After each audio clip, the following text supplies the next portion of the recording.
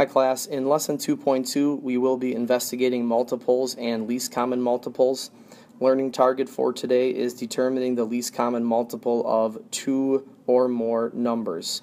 Key terms to look for today: common multiple and least common multiple, which is abbreviated LCM. Let's take a look at the lesson introduction for today to get us ready for problem 1.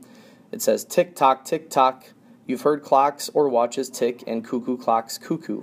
You know that every one of these ticks represents 1 second and every chime indicates the beginning of an hour. But have you ever wondered why there are 60 seconds in a minute or 60 minutes in an hour? Who came up with the concept of time? To begin to answer these questions, you have to go all the way back to the Sumerian civilization, starting in 5300 BC.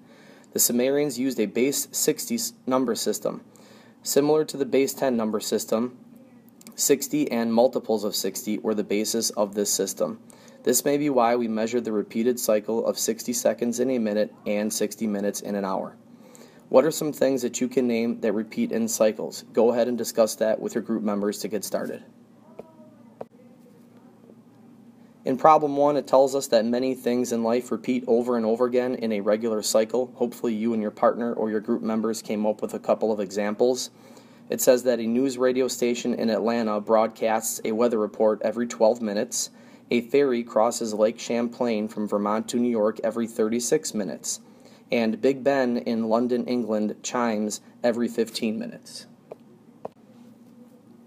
We now need to determine when each event will repeat using multiples. So to get started today, I would like you to do number 1, 2, and 3 with your group members.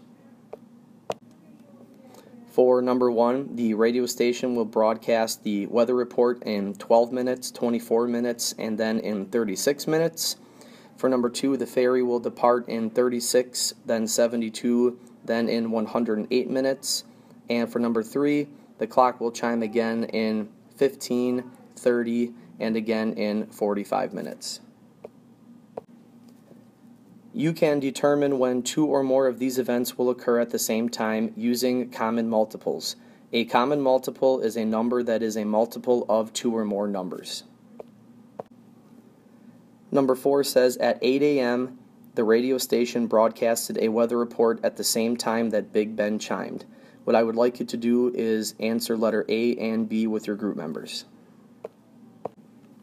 If we look first at the multiples of 12 that represent the radio station broadcasts, we have 12, 24, 36, 48, 60, and so on. The multiples of 15 that represent when Big Ben chimes are going to be 15, 30, 45, 60, and so on. So we know that the radio station will broadcast a weather report and Big Ben will chime at the same time in 60 minutes.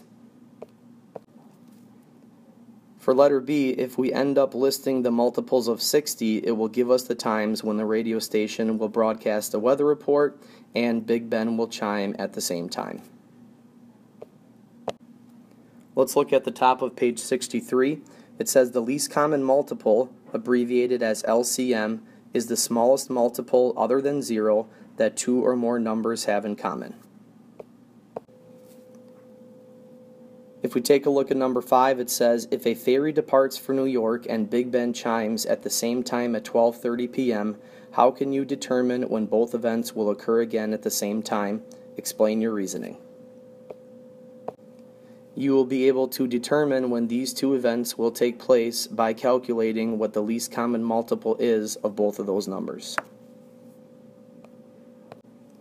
On the previous page, we were listing off multiples in order to determine what the LCM was, but a more efficient method to determine the least common multiple of two numbers is to use prime factors. Let's consider using prime factorization to determine the LCM of 36 and 15. Let's take a look at the example below.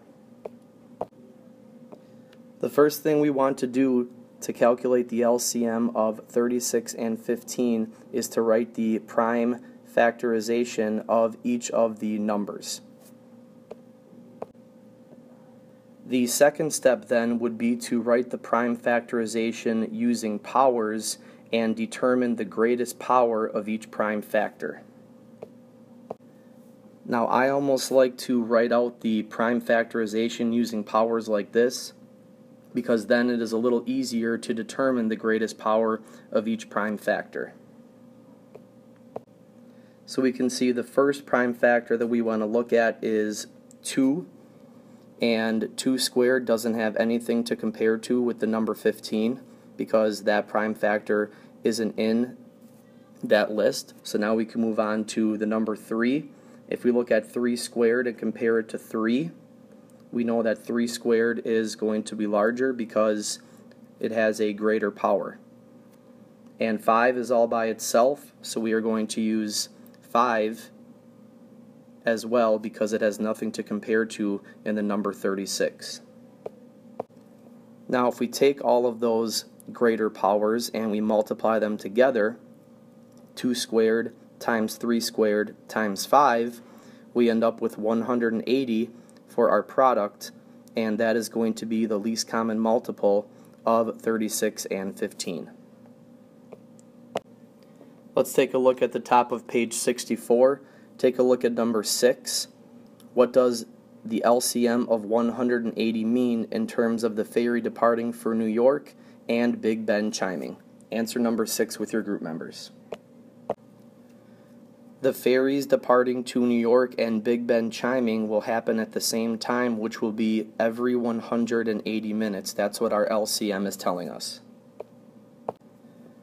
Let's skip number 7 and 8 and move on to number 9.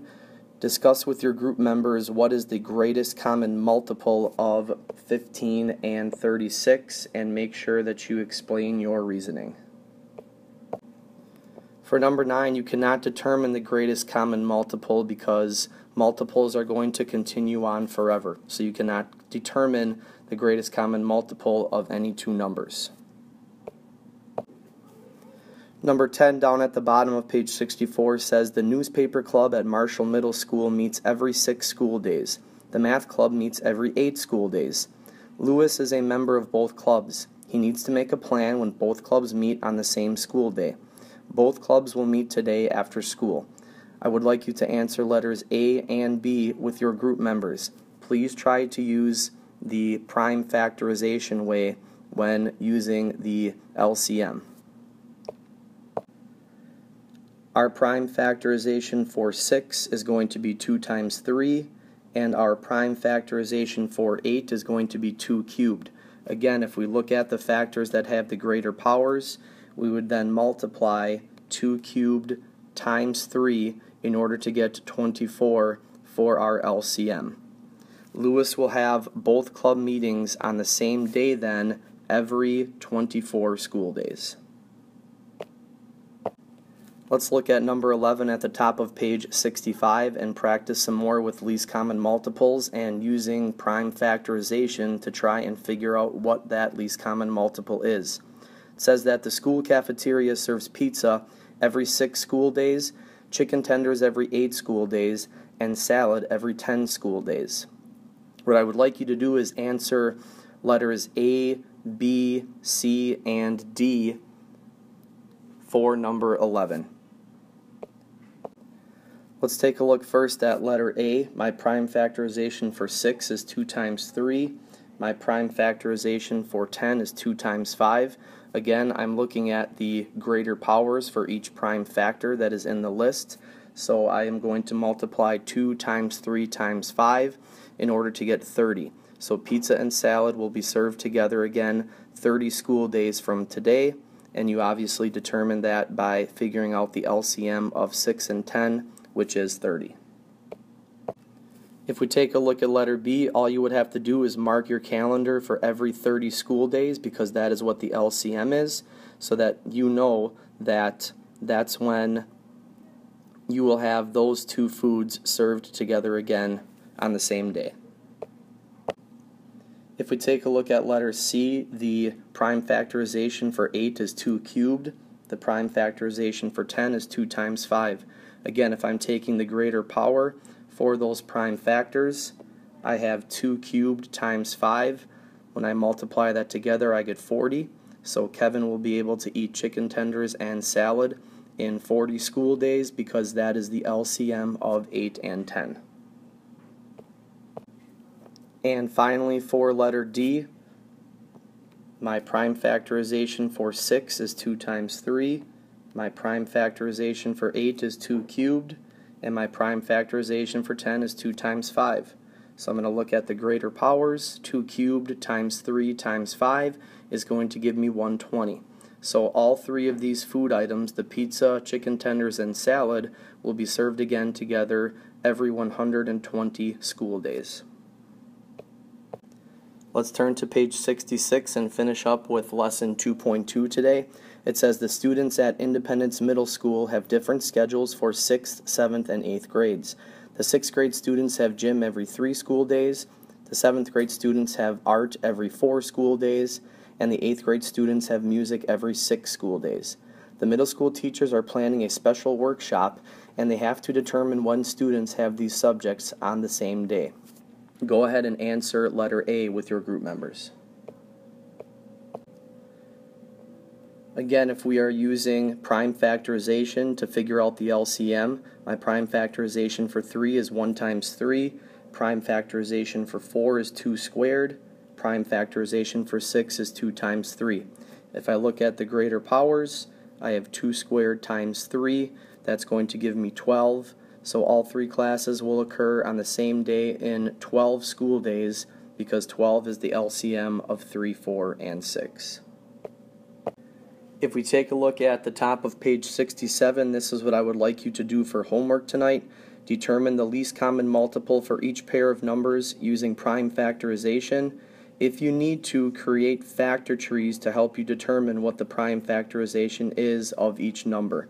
So you are going to do letters A through D for number 13 for homework. That is going to do it for lesson 2.2 on investigating multiples and least common multiples. Please let me know if you have any questions. Thanks.